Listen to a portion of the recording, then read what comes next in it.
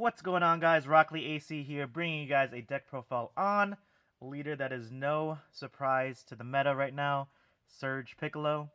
This is a leader that is pretty much going to be dominant over this weekend's Vegas events, simply by the announcement of the ban of Tau, Mercenary Tau, who essentially can go against a lot of the hand control decks. This deck was very popular in the latest regionals and the PPG tour, and it's definitely going to make some noise, at the next event. I played a tricolor version at my last locals, going undefeated, and this version is actually not the most complete, probably about 80%. I don't have a lot of the draft box cards, and also this is a version that doesn't play to what I think is a little bit more optimal build. You could build Piccolo in a couple different ways, but the tricolor version I think is the best for the overall matchup against the meta. So real quick, for those who don't know, Piccolo Surge, we'll take a look at him. He is one of the latest cards to be released. There's a magic term called Scry, where at the start of your turn you can look at the top card and you can put it either at the top or bottom, and then draw that card, and then you draw for turn, so it does have that hand advantage, draw power engine, so to say, built in. So you want to stay on the unawakened side as much as possible to gain advantage over your opponent. And you could essentially awaken at whenever you want. These are the surge abilities. These are new abilities given to these leaders in the past set or so that allow you to drop a couple cards out of your hand depending on the cost of the color, and then flipping it over, and then you get a certain effect. Either you draw a couple cards, you untap cards, and then you get these two abilities, normally two abilities that you could use throughout the rest of the game when you flip him over. So when you flip him over, he becomes Son Gohan and Piccolo's Surge of Consciousness. If your life is at 3, then you could activate these effects. One of them being your opponent removing one card from the bottom of this card. Your opponent chooses 2 cards in their hand and places them in the warp.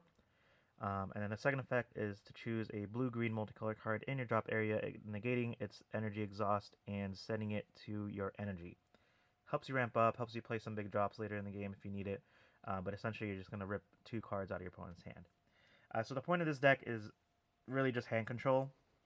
You're not really playing too many early drops. You're really just playing the stall game, scrying for your effects, and waiting for your opponent to drop their cards so you could counter them, and then go in when your opponent has a small hand size. So that's essentially what it is. It does have its weaknesses and strengths. Weakness, I think it does. It is weak against a mirror match in terms of the blue-green build, which is solely on hand destruction.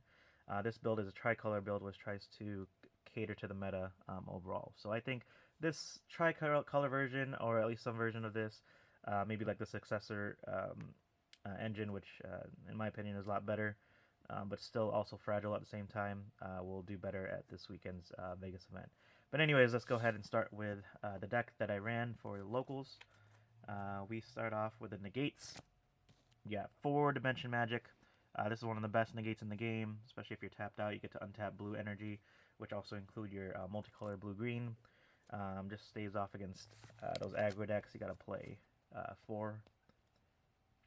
I play 3 blue-green multicolor check lands. Because this is a tricolor build, you can't really afford to run 4. You want some space to, come in for the 3rd color. So that's good as a 3 of. Next are my counterplay cards.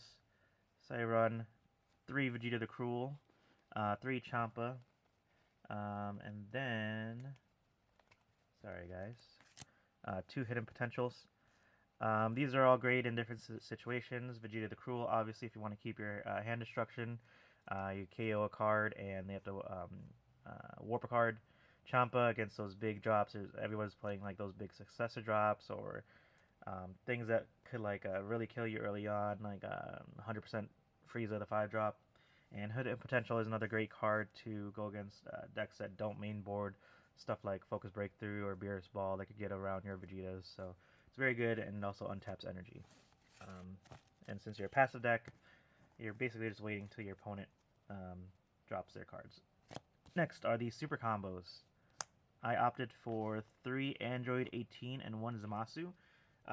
I like this because multiple reasons. The hand control is also great.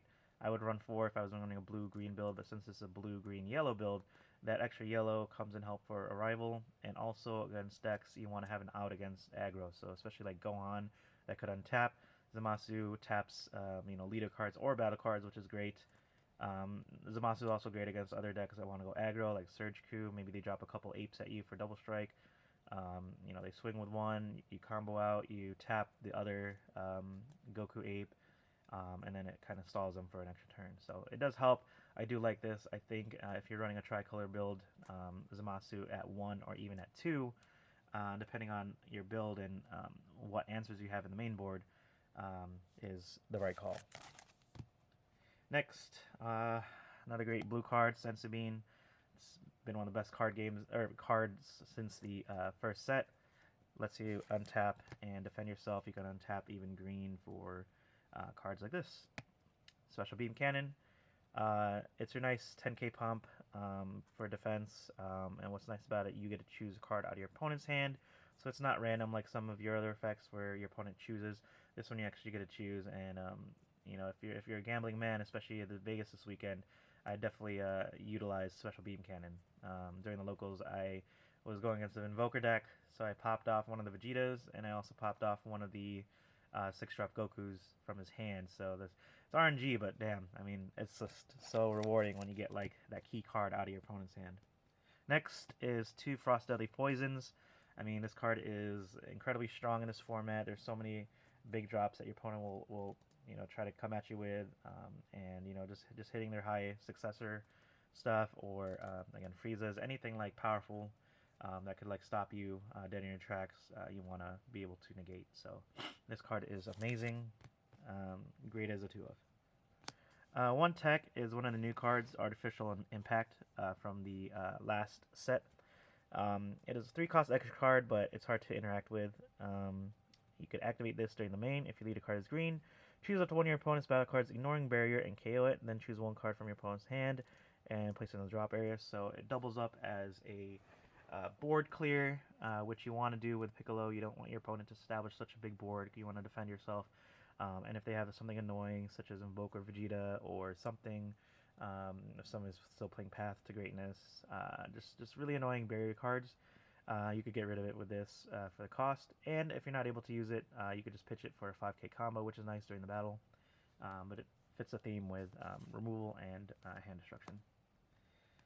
Next is something that not too many people run, I don't think, in a Piccolo build, which is 4 Newfound Power Sun Gohan. Depending on the matchup, I like to push a little bit aggro. I like to get some of the life, some of the hand parity from other decks that don't want to attack me. Maybe like the other mirror match, where I'm forcing my opponent to lose some hand advantage. I do like to use it during Invoker because it does force them to kind of try to combo out of 15k. Even though they're going to probably pitch their leader to gain the 5k, they'll still have to lose a card. And early on, they may have like extra cards. So the less cards they have access to, then the more you could use it. But obviously, against Invoker, you don't want to take so much life because they could just catastrophic blow you or hit you with burn damage. But Gohan's great just for that, depending on the matchup. And I needed more green battle cards for arrivals, so mostly he's there for that. You could always cut him down to like 2 or 3. Next is 4 Great Ape Sun Goku Saiyan Instincts. I didn't have this in the original build. I only had 2. But if I had to run this deck during Vegas, with obviously some changes, I'd probably max this out at 4, only because of the amount of Piccolo surge that I believe will be there in attendance. It's probably going to be the most played deck, and against the mirror match, it just sucks. Having them to pitch cards and forcing you to pitch cards, having that in the drop zone is like your saving grace. So I like it at 4. It's also a yellow combo cost for Arrival. Next is 2 Android 21, a Bad Omen. This is like your surprise card. Great turn 1 charge for your energy. You pay for the colors and choose one of your opponents. You could play this basically from your energy. You could choose a life on both sides, and then KO card, and this basically does burn damage. And it's a nice 25k body. And then also I have for Son Goku and Gohan Stay in the Birth, this is probably one of the key cards of the deck because this is one of your main removals. If your opponent is attacking you for like an annoying 4-drop, 5-drop, and they're swinging and they, forget that you have this card. Most people, most good players won't, but if they play into this and they try to combo out, you can just combo an Android 18. They put a card at the bottom, and then you rival him out. You KO. So you put one of their battle cards into their energy, so pretty much when they're attacking, so all their stuff is useless, and then they have to discard a card from their hand. So a really nice 2-for-1 kind of combo here. And with him, I actually knowing the Piccolo deck doesn't push so much damage. I know depending on some builds, with the Super 17, you could just drop him down to 4. But I realized in the later rounds, you want to push damage, and Piccolo doesn't have that much of a closing damage other than just attacking a couple times with no battle cards in your opponent's hands. So I ended up opting for a evolve target, and I've been going back and forth with a couple of the evolve targets. Like my build changes every week. So this week I tried the Indomitable Spirit Son Goku. Mostly reason why is because of energy. All the energy that you're saving, it's EX evolve for free basically. So once you bring out your Goku, whether on turn 2 or turn 3, depending, you could apply some pressure on your opponent's battle cards or even their life to double strike with barrier, and at the end of the turn you could switch this.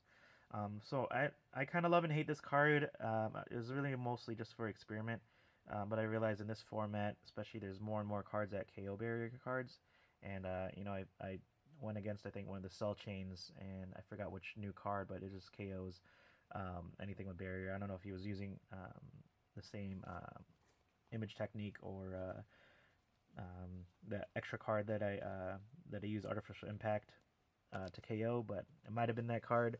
But point being, there are a lot of cards nowadays that KO barrier, so I'm probably going to switch them back out. These were the other ones that I tried initially in my previous builds. I liked Ultimate Spirit Son Goku for the bomb just because you can't counter his attack.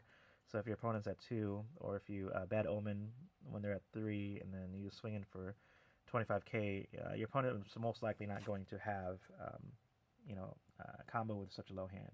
And then you could also choose up to 5 battle cards. The only thing is this is prone to other KO targets, so it could be KO'd mid game with like Surge leaders like Broly or Goku turning off stuff. So I think I'm going to switch it back to the Ultra Instinct, mostly because it's a triple strike finisher. They can't combo out of their hands, so if they have the negate, then GG. Otherwise, I'd rather go for game during certain moments when you're pushing for damage. Probably going to be swapping out to Ultra Instinct just because it gets rid of board, which is helpful in Piccolo, and it just pushes for lethal. Most of the time your opponents will be like at 3, especially against Surge leaders who want to have their effects go off. Next is 3 SS Broly All Out Assault. This is your counter to a lot of the big successor cards that go in early, especially like Jiren's, Jiren decks like Super 17 or Cell that want to attack you with big boss cards, and they're higher than their energy count. Sometimes they'll forget, sometimes they'll combo into it. So it's just another out for that. It's another big body, 25k. And if you want, you could also use a second effect, draw a card, choose up to one of your opponent's cards, and switch to rest mode. So again, if something's aggro, again with like those apes, somebody's rushing the board, it's a great option. SCR, Black Smoke Dragon. I like it in this deck because it just fits well with a hand destruction theme. Goes good against the mirror match, and it's just very, very solid card. It can be interacted, especially against like Invoker stuff, but being able to drop this, and if your opponent doesn't have an answer to it, it's game over. And then I also mainboard 1 Fu Shrouded Mystery. It's a situational card, just like how the Black Dragon is, but it's just another finisher in case you can't see any of your closers. It's just a solid card overall. Then I'm able to activate effects. It's just too strong. Onto my sideboard. We are going with a heavy package against Invoker because I think there will be a lot of people playing Invoker, and I think it's going to do really well in the weekend. Son Goku in close quarters. It's one of your main answers to Vegeta. It's just a solid card, 15k. Another reason why I play it is because we cite in the Gogeta engine. which is a Gogeta hand control. I think this is really great in the mirror match. Shout out to Brad Brown. Me and him were just exchanging small ideas, and we were talking about the mirror match, and we both agreed on Gogeta 7 being there as like a nice backup. So having access to be able to Gogeta on like turn 5 with Vegeta the Cruel and Goku against the mirror match is really important. Has the flex, so it's really hard to interact with it. Still a degenerate card, so for those who are looking for a good matchup against the mirror, I think that is a great option. Next is 2 Black Mass Saiyan. Decks that put in place stuff like Jiren, I don't know if it's 21, just decks that get things for free, even like the new Kefla leader that puts in place stuff for free. It's just very powerful. I wouldn't recommend this to go against Buu because although it's great against the Majin Buu decks, they could just like absorb it with I think their leader or something like that. So that is something to take note of. But Black Mass Saiyan is a great card in this meta. I would recommend siding to. Next is 2 Whis Coercion against aggro decks. Aggro against Piccolo is like your worst matchup, so you want to try to defend as much as possible. Being able to untap stuff like your blue-green multicolor cards or anything where you could use your defense like your Piccolo's beam cannon is really powerful in those so that they have less resources to attack you with. It's really good against that Gohan matchup. Next, Mafuba. It's your nice generic negate against other big bombs, Majin Buu especially, so that they can't really go up the chain. It's great for that. 2 Crusher Balls. If you wanted more stuff to go against like big bomb threats, successors, or something like that, I would recommend setting Crusher Ball because in addition to Frost Deadly Poison, it just ensures that you're able to stop all their shenanigans. So this is really good against even some of the SCRs. So super powerful. The other 2 that I'm missing, I don't know. I organized my cards the other day and I can't find my playset of. But it's the Piccolo, the World Tournament Piccolo that gets rid of field cards. I would run 2 of them because against the Invoker decks, those are really annoying. You got to get rid of their TOP at field cards so that they could stop using stuff.